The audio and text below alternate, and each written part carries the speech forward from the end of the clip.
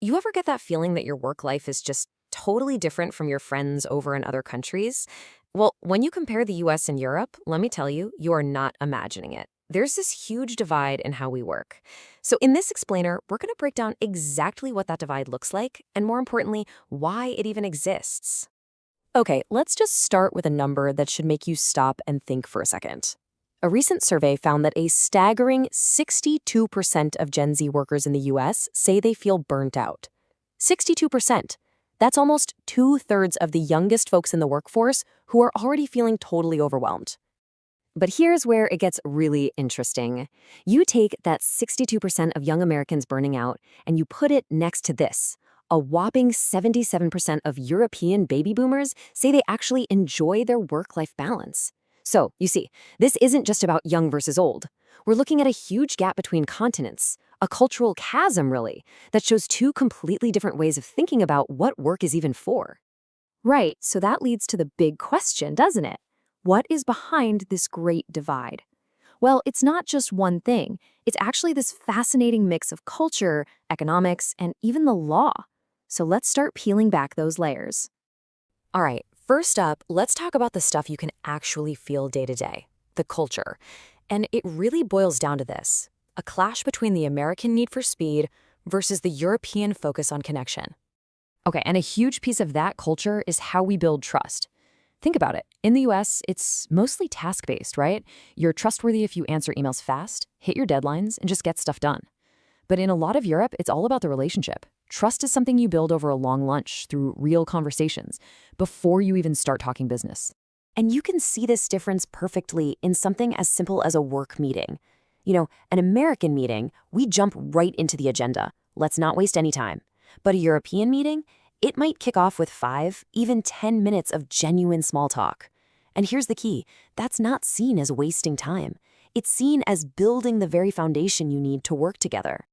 In this quote, it just absolutely nails it, doesn't it? The American way is all about momentum and scale, collecting a ton of contacts, creating opportunities. The European style, it's more about depth and authenticity, building a few really strong, memorable connections. So, okay, we act differently at work. These cultural vibes are fascinating, for sure. But why? Well, they don't just come from thin air. They're actually shaped by something much more concrete, the cold, hard data. So let's look at the numbers. And this is where we get to what I like to call the time versus output paradox.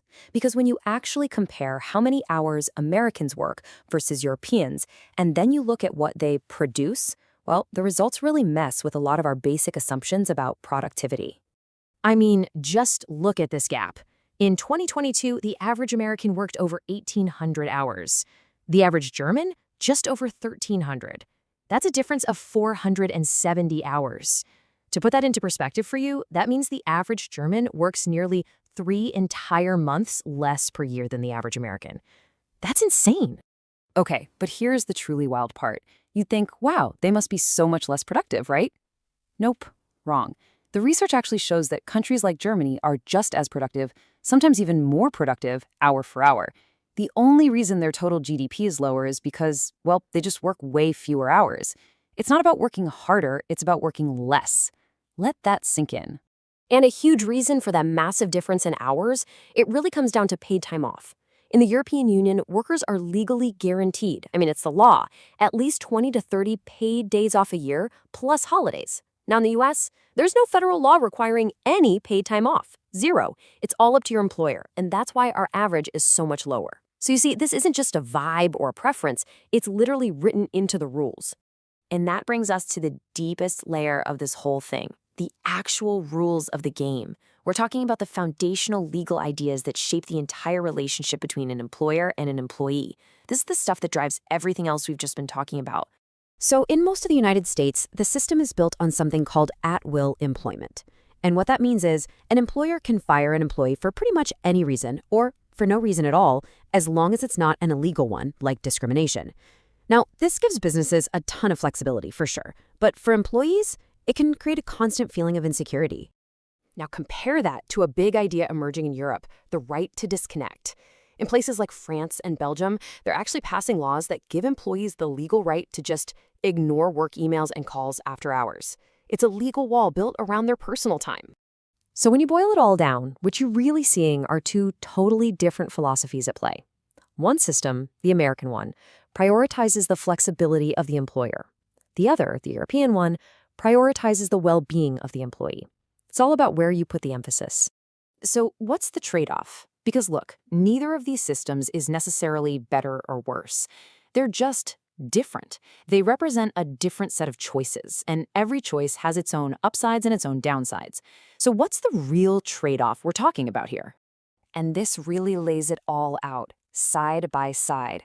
You've got the American model, where the core value is momentum and opportunity. Trust is based on tasks, and the legal foundation is at-will employment. The big trade-off? You get higher potential rewards, but you also get a much higher risk of burnout. Then you have the European model. The core value is balance and security. Trust is built on relationships, and you have legal protections like the right to disconnect. The trade-off there? You get way more stability and rest, but maybe a little less flexibility and dynamic growth. And that really leaves us with the big question, doesn't it? Ambition or balance? Which trade-off defines a better way to work? There's no easy answer here. It's probably different for every single one of us and for every country. But just understanding that this is a trade-off, that's the first step to figuring out what kind of work life we actually want for ourselves.